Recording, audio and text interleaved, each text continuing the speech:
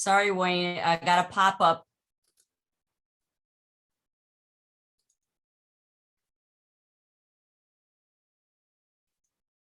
Hello, everyone. This is Linda Grahovec with the F&F family of companies, and I am so happy to be presenting to you today. I wish we could all be in person, but I know that just couldn't happen this year, but that's okay. We will get in person very, very soon. I am honored to be part of the Boom Marketing Conference for 2022.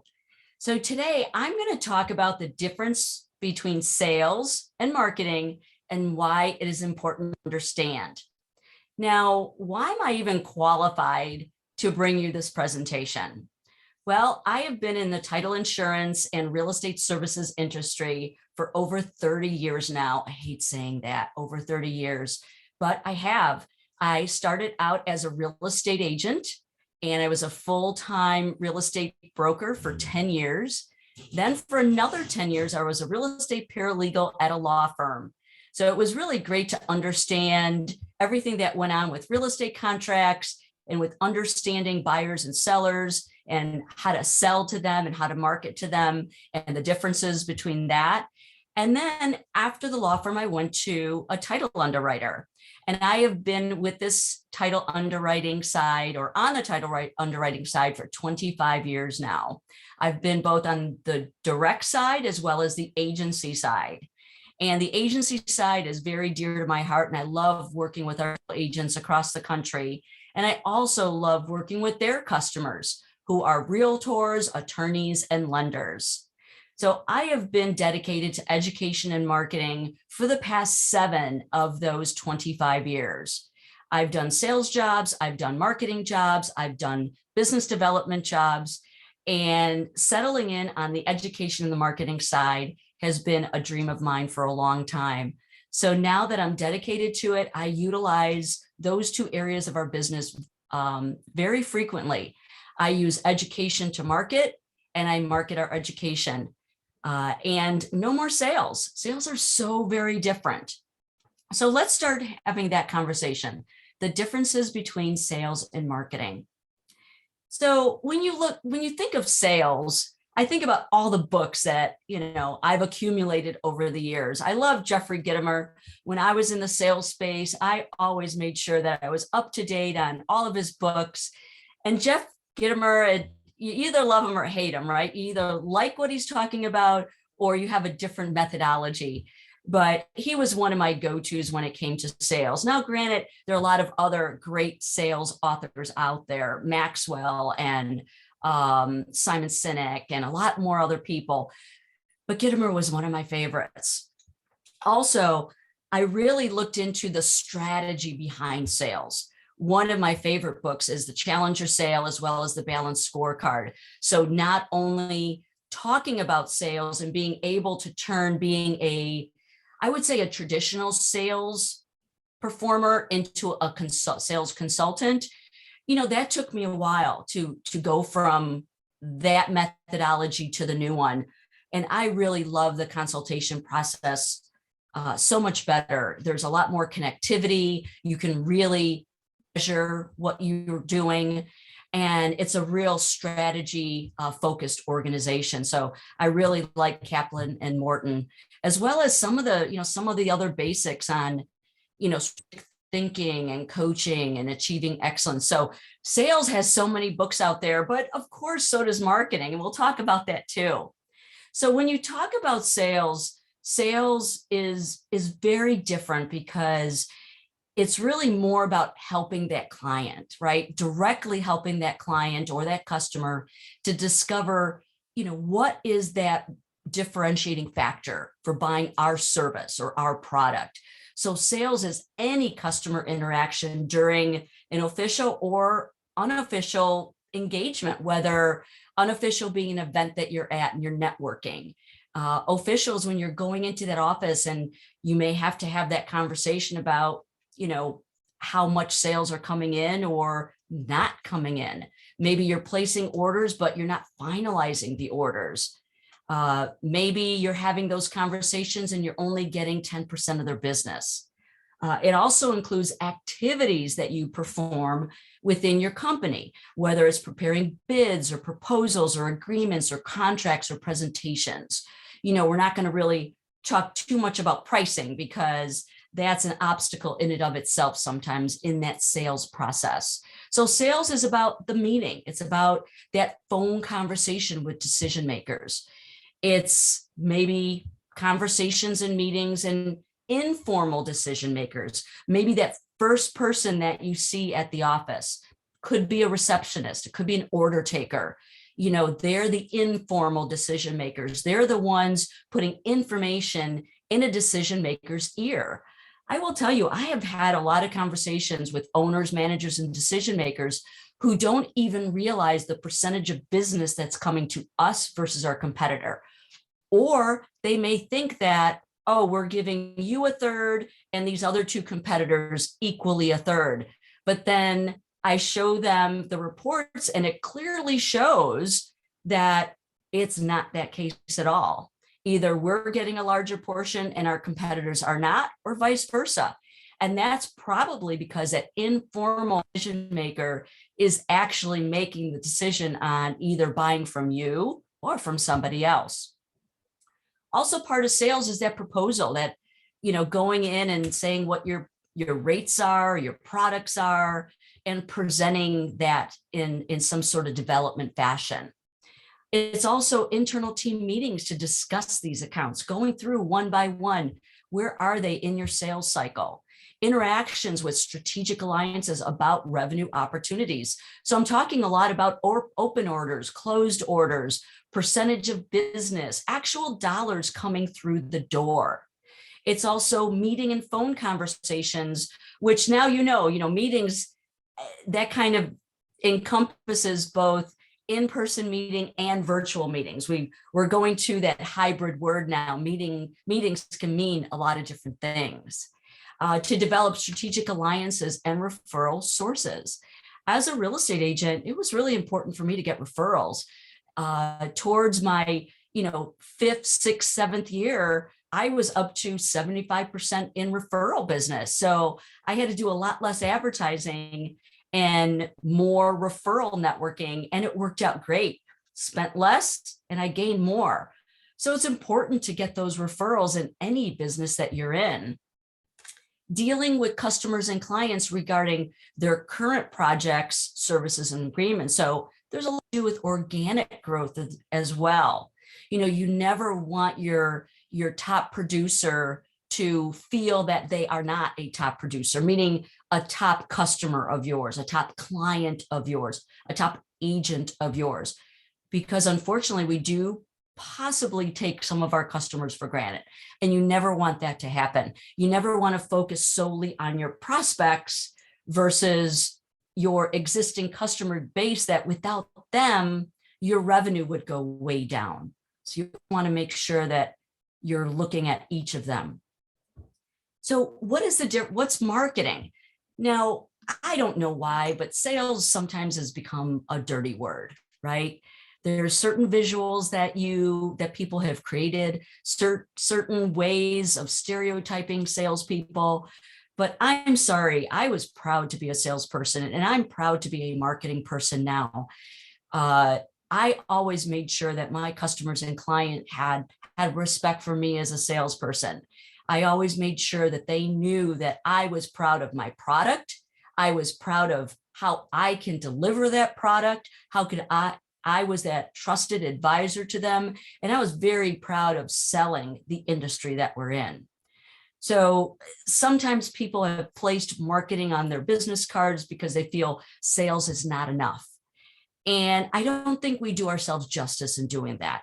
I think we really need to separate sales and marketing because the efforts are completely different and the focus is completely different.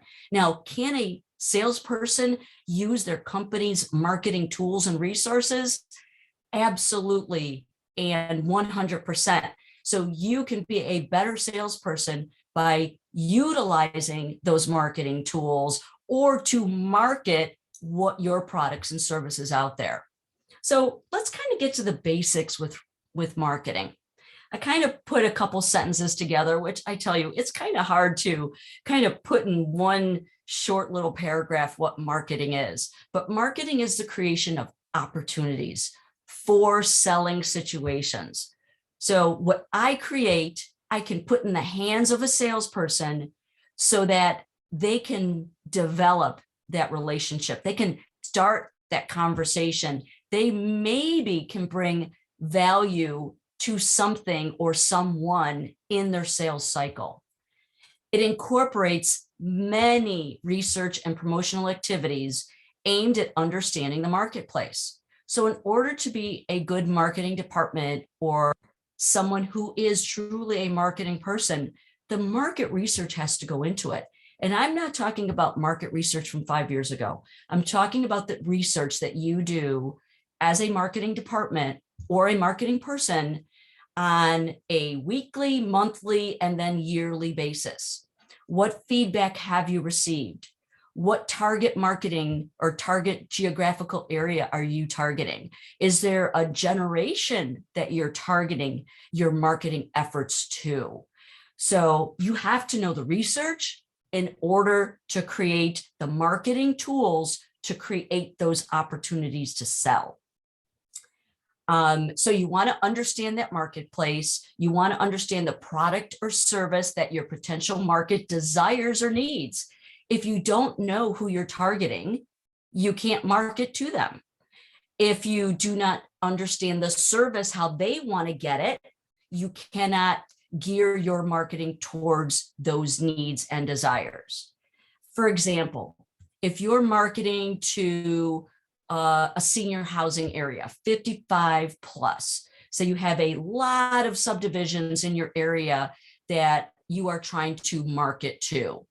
Well, if all of your marketing materials are more in a millennial speak, maybe they're all digital, they're all on social media, you're not going to go to that audience. You're not going to be able to market or sell to that audience because that's not how they get their products.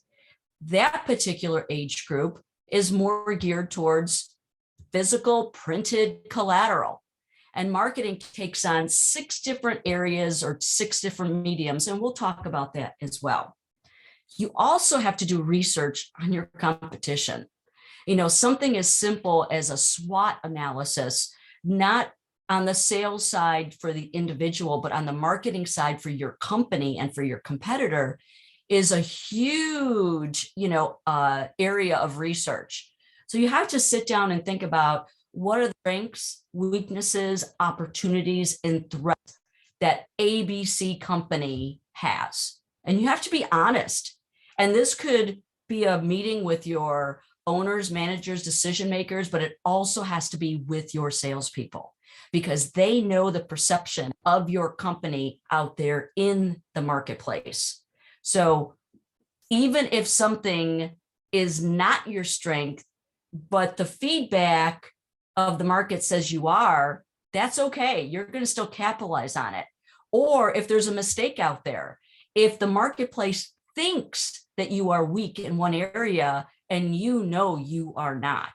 So that's something huge. You have to do a SWOT analysis for your company, as well as I would say at least 1 or 2 competitors and if you are in multiple markets, multiple SWOT analysis on those competitors in those geographic areas, because from east to west, north to south, from branch to branch could be different. And it is, right? Marketing efforts are aimed at increasing the level of awareness of the company and what you offer.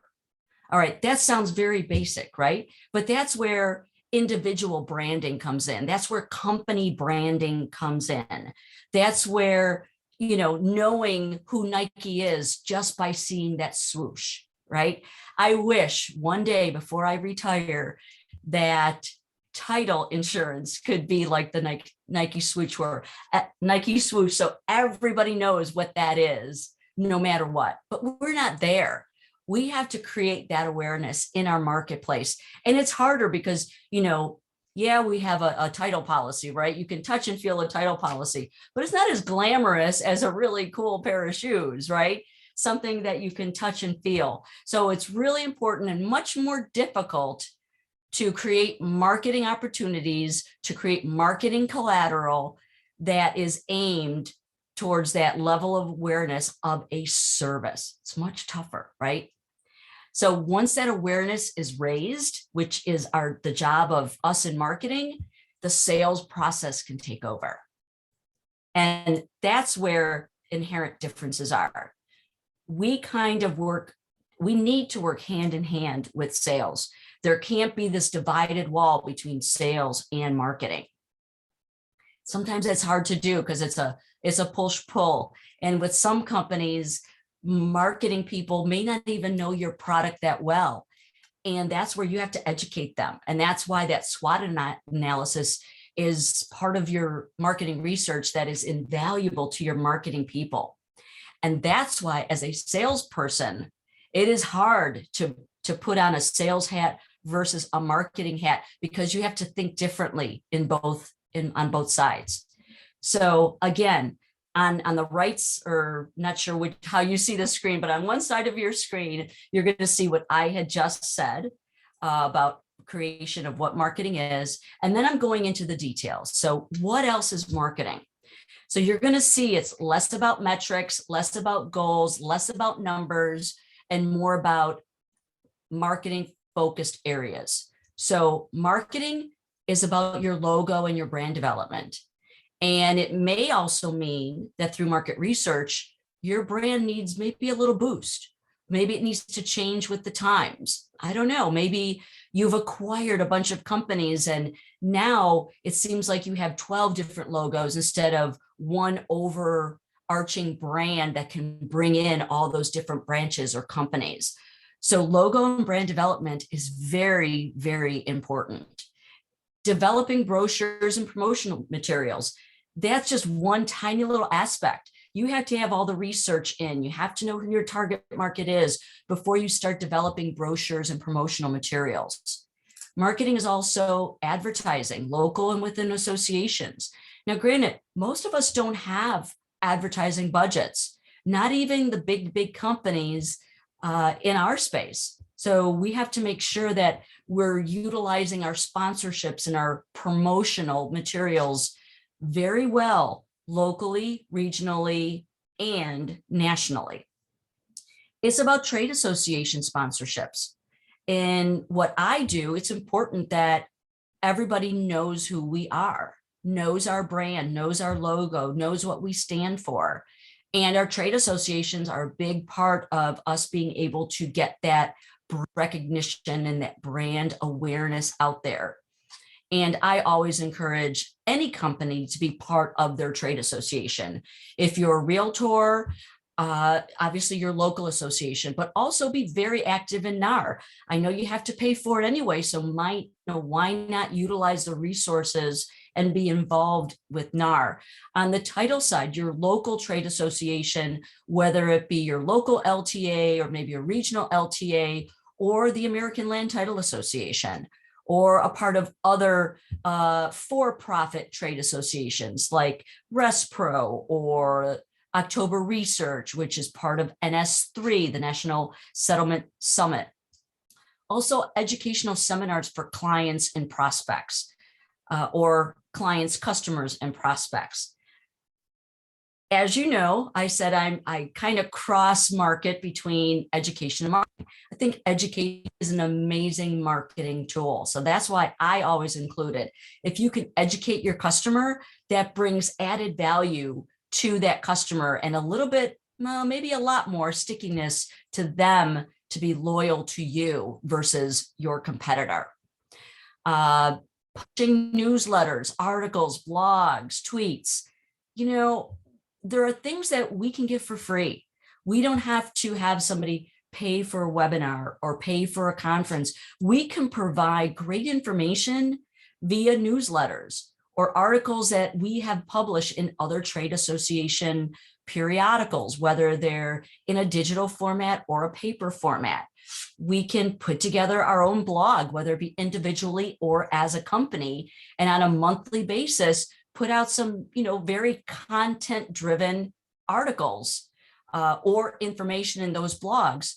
Or if you want to keep it simple, maybe it's a 240 character tweet about a certain topic, but you got to make sure if you're doing anything on social media, which can be, an additional webinar today, you have to have a call to action. There's got to be that brand awareness, that logo that's going to be consistent. There has to be a reason for that post and a calendar of posts and to target the market that you are targeting.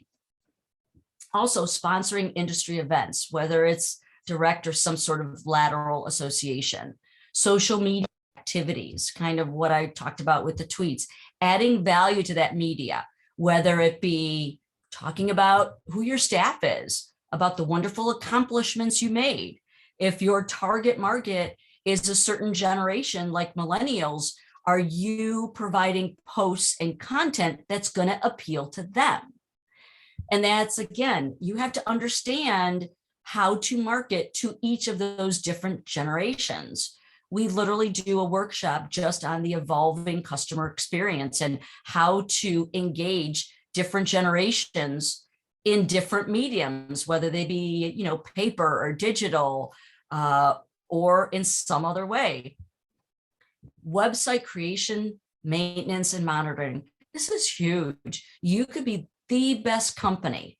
You could have great feedback for your customers. However, for the prospects that could be coming in or looking you up or Googling you, if they're going to a website that's not cool and hip and up to date, they may not have that next call, or it'll be harder for you to add them into your sales cycle because they may think that your company is just, not up with the times. So when you do a website, it's not a one and done, unfortunately. We literally, our company just launched a new national agency website about 3 years ago.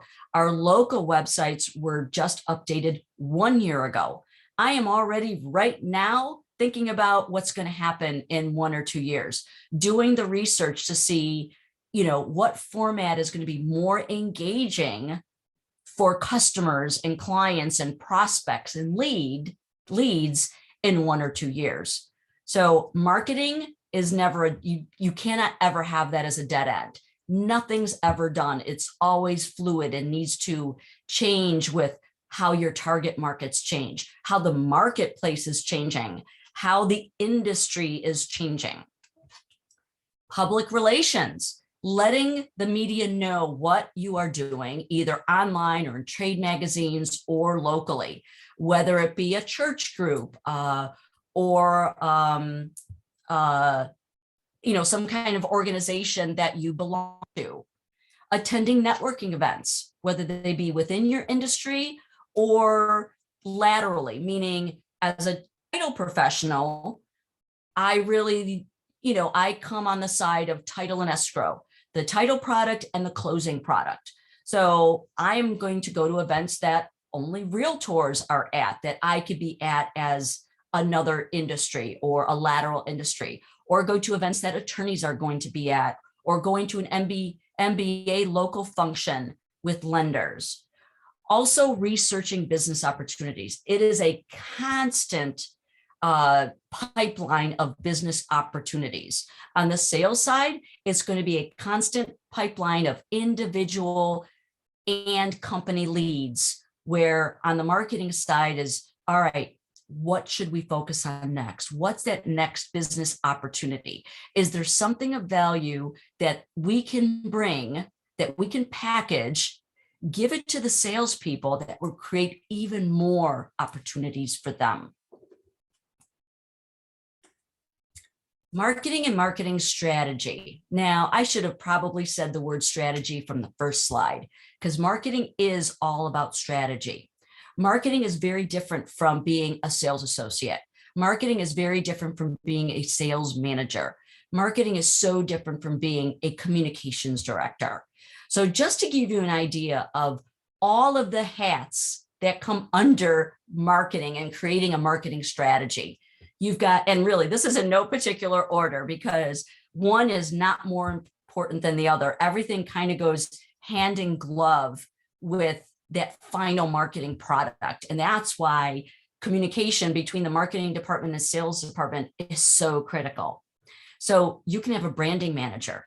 You can have a social media manager. You could have a print media or a collateral manager, meaning, what you can touch, that paper, a website coder, a content curator, a communications coordinator, an advertising content and marketing timing, meaning the calendar of that advertising.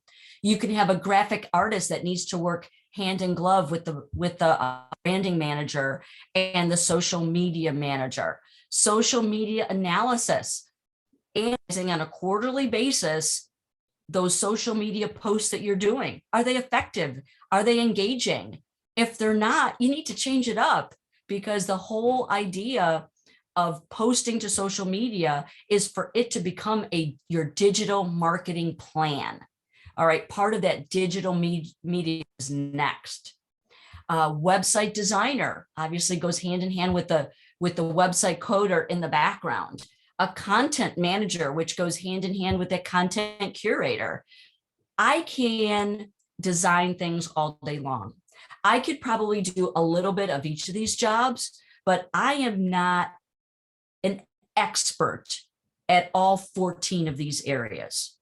That's why in the job that I do, I take care of marketing strategy. I am the marketing manager for our company, for our national agency division, because I help manage all the people that pull all of this together. Now, don't get me wrong, it is not 14 people. It is a very small group of 3, but we have a lot to do. So for a Fortune 500 company to have a small group of 3 is crazy, right? So imagine if your salespeople have to do all of this as well. You really need to separate it. So content manager, public relations director, and now more important than ever, video coordinator and editor. Now, it's just something we have to get used to, right? I had to get used to it very quickly in 2020. And that's okay. I'm a lot more comfortable on the camera than I've ever been. And I'm a lot more comfortable talking to no audience, which was really tough to do in the beginning. I'm used to being on stage, being able to walk around, being able to actually see the eyeballs and see people being engaged or not being engaged, and being able to shake it up a little bit. I don't have that, I'm not afforded that ability right now, being on a video. So if I really look at marketing strategy, I'm looking at anything that's customer facing, anything that the end customer is going to see, touch, or feel.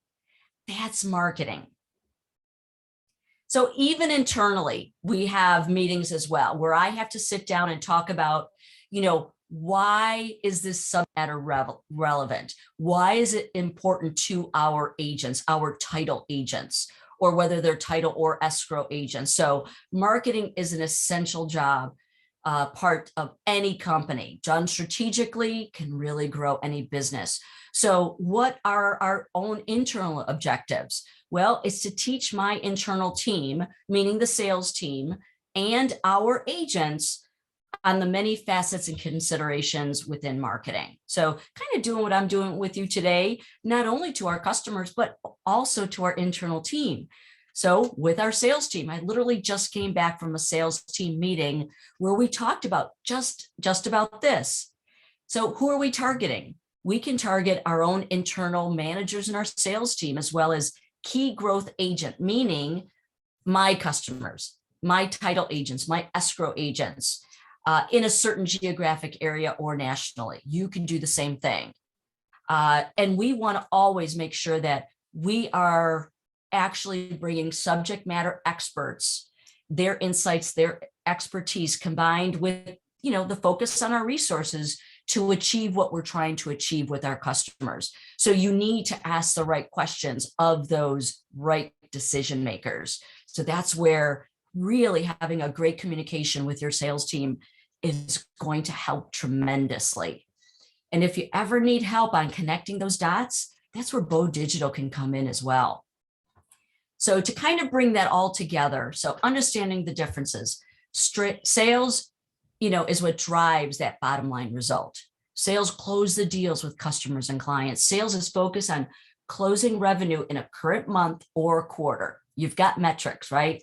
Sales carries that, revenue quota and is measured against some goal, that budget from last year or year over year sales results, seeing how things are gauged, from quarter to quarter or month to month. If your sales team or your sales manager does not have quantifiable accountability, then you may have to talk a little bit more about your sales process as well. With regards to marketing, marketing is an expense that brings buyers to the table. We curate things to bring to the sales leaders to make sure that they have those opportunities for selling.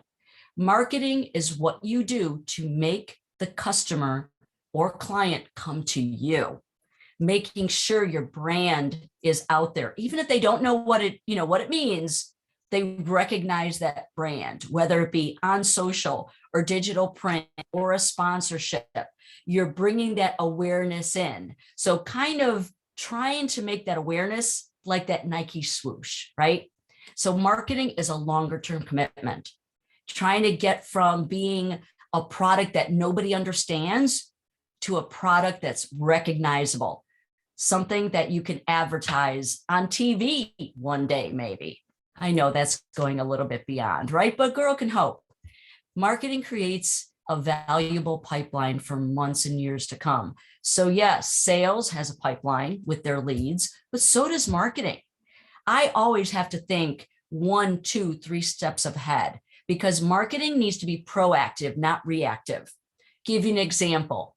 Salesperson comes to me and says, I received this flyer, whatever it looks like. I received this flyer. We need to have one just like that. Well, I'm going to be that marketing person that says, all right, let's talk about it. Why do we need it? What value is that bringing to your customer? Are you looking to just reactively copy something? So now you look like you're copying something or you're reacting. Let's think about how we can proactively create something that your customer wants. I don't want to say one up, but I'm going to say it, one up. If they're bringing a flyer that has X amount of resources or tools, okay, what are our unique and differentiating tools and resources that we can create a flyer on? Or is it really a flyer you need? Maybe you need more of a conversation. Maybe the contents of that flyer, your customer is not aware of yet. So maybe it's an awareness item. So it's conversations like that that are truly, truly differentiating when you have a sales and marketing departments that are together. Now, let's say you don't have quote departments. Most of you don't. It's tough. Even as a very large company, our sales and marketing were always in the same department. It's tough, but there has to be that one person focused on marketing versus sales. And you might have that person already on board and you just may not know it. That's where bringing in a professional, whether it be a Bo Digital or a subject matter expert like myself, bring us into your office and we can kind of figure that out. Business development, a little bit different too. Business development is focused on building those relationships, focus on opening the doors for companies to create those opportunities. Business developments help your client solve a problem rather than focus on product or price. So you can be both the business development person in that networking situation at an event, as well as bringing those sales in the door and making sure they get through your pipeline. And then they become from a prospect down to a revenue producing loyal customer of yours. So if we want to drill it down to some simple words, say marketing pays the way, business development opens the doors, and sales closes the deal.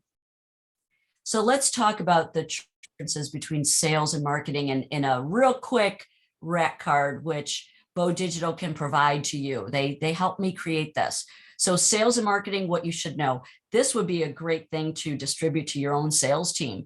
Or if you have, talking about in the settlement space, if your closers are also salespeople, let's have a conversation with them how they could be better salespeople in regards to their own job or how we all can be better salespeople, right? Because we are all salespeople. I have good friends in the industry who are concentrating just on sales. And if you don't know this, every person is a salesperson in your company. So this particular rack card goes very briefly on what the differences are and how do they operate differently in my business. Setting goals and achieving alignment between these departments. So a very simple rack card that we are definitely able to share with you at any time. So if we want to talk about marketing, I have one of my favorite articles is in Inc. magazine, and it pretty much gives us 7 essential components to a marketing plan. And over the years, I kind of gravitate to these 7. I've changed 1 or 2 over the years, but essentially these are the key 7 if you're doing your own. Again, this is just the basics. This is, you have less than 20 employees and you just have to do it in-house. If you have more than 20 employees in your company, you really need to think about a dedicated person for marketing. And there's a metric that goes with that. There's a reason why I'm saying 20. And yes, I did my market research and I did evaluate the sales dollars versus the marketing investment to that. So these are the 7. You've heard me talk about market research. You have to do the research. From that research, you're going to talk about who are you targeting in your marketplace. Then how are you positioning yourself in that market? How are you looking at your competitors? Remember that SWOT analysis? That SWOT analysis for your company is going to help you with that market research, which is number 1, but it'll also help you in number 4, which is that competitive analysis. Then from those 4 areas, when you kind of drill that down into an outline, you develop a marketing strategy. Now, it sounds simple, right? But no, it takes a long time. Market research can take anywhere from a month to 6 months. Sitting down and really looking at your target market with people huddling and brainstorming could take you a month or 2. That positioning, another month. Reviewing your competitive analysis, another month. So by the time you create this marketing strategy, it could be a whole year process. But after you get that initial one, you could build on and make tweaks to that strategy as time goes on. I never want you to think that marketing is easy or a simple process. Then you have to create a budget. If you do have more than 20 employees, you have to budget your the collateral, what those resources are going to be, how much it's going to cost, whether it be printing or hiring a company to do a new branding strategy, or maybe to overhaul your website. That's all got to be part of your marketing budget. And also that human that you're paying, how much is it going to cost for that person to manage all those 14 different specific areas? And then metrics. What's the ROI? Where is it coming from? Where is the success ratio? How are you going to measure that? I hate to say, but sales, you could pretty much measure. What the orders coming in and going out and which actually come to fruition and where your prospects are. It's a lot tougher with marketing, but there are some really great cues in doing it. So let's understand that marketing mix. What are those 6 areas that I talked about early on? You have to think about marketing on paper, whether it be your logo, brochures, ads, promo materials, marketing slicks, even something as simple as a business card. And when I talk about business cards, it could be your digital business card as well, your signatures, and I'll talk a little bit about that too. What about your online media, your website, how you're maintaining it, updating both business and personal websites? Are you using QR codes? Do you need them? Testimonials. I mean, this slide is actually a very old slide. We used to use QR codes on our business cards. Well, now even at the Super Bowl, they use QR codes. How fun is that? And there was a reason. And for those that took their phone and scanned that QR code and went to that website, that's called engagement. You got some real people, and we can use that as a return on our investment. How many people that scanned that QR code, went to that website, and then inquired about that service? And then after so many months, how many became customers? What about testimonials? What about certain campaigns? Campaigns are lengthy, something that you want to do for 3, 6, or 12 months. Maybe it's a theme. You want to highlight your team this year. You want to highlight products next year. You can't just do it on a monthly basis. We have an attention span of a goldfish. So we have to be hit over the head 7, 8 times before we can even digest what you're sending out there. What about e-zines, e-magazines, digital products, or creating value of the day, value of the month, value of the week? What about real publications? Are you doing your own newsletters, articles, interviews, PR, speeches, presentations? Or are you part of others in your local market, regional market, national market, right? You can't only market yourselves and your business locally. You got to do it outside of your area as well, whether you're targeting that area or not, because that's where your brand and your brand awareness comes in.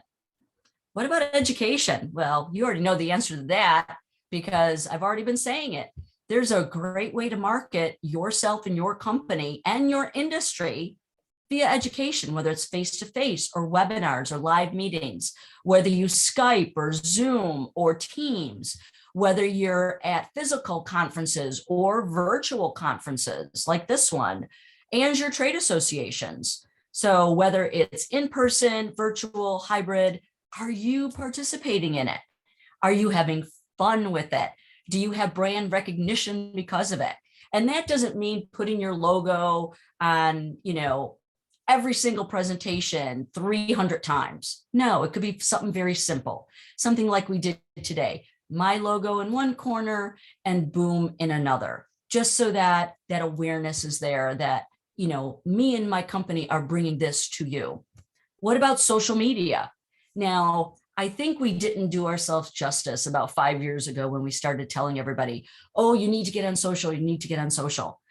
Well, that was good at the time, but now, even if you're on social, is it really truly becoming your digital marketing plan?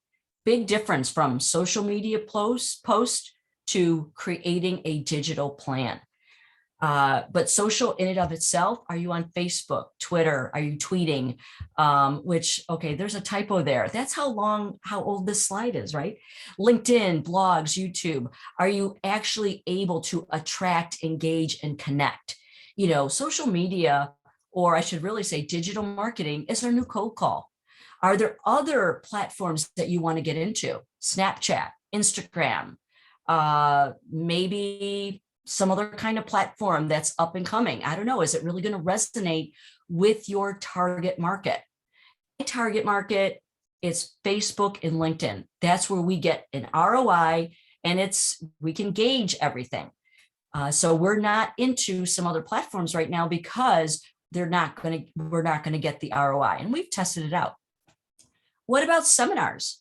Whether they're virtual or in person, are you participating in trade shows, sponsoring events, networking events, some sort of acts of value.